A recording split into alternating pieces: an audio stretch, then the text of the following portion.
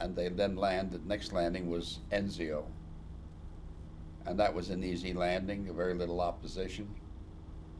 We had a problem with minefields. Germans never serviced them. They become windblown. 6-8 inches of sand over 200-300 mines in our company area. None of them went off, fortunately for us. And there was one booby trap detonated on the seawall. We were told our left and right flank, left would be a sailboat pier, and our right would be a bend in the seawall. In other words, they didn't want the companies overlapping. We secured the town for for a couple of days, that was it. And then we moved up on the flank of the 504, 509 paratroopers, where a front was established. And then we were pulled off, put on trucks, try to confuse the Germans with driving with the headlights on, but they weren't fooled at all. A line of departure was a crossroad, and they had an accident there. Two guys got too close to each other, and you know what a sticky bomb is? No. It's an anti-tank device about this size, it's about 6-8 inches across, with a handle.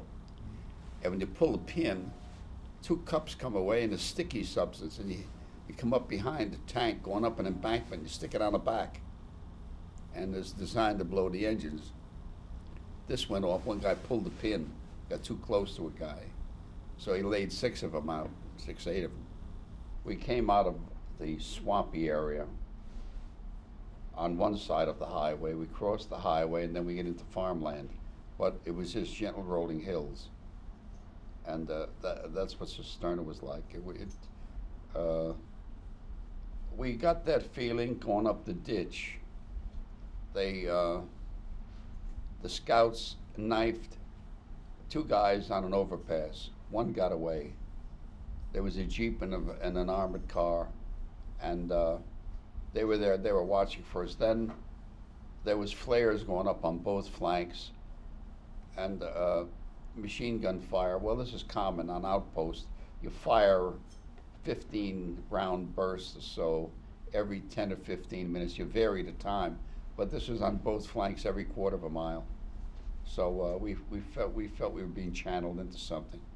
But once you get an operation moving, you don't turn back.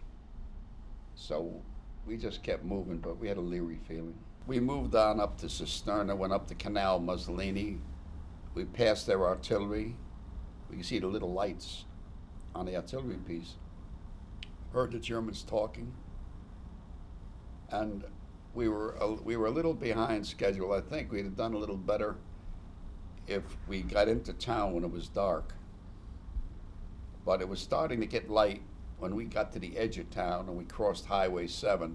Then they opened up on us.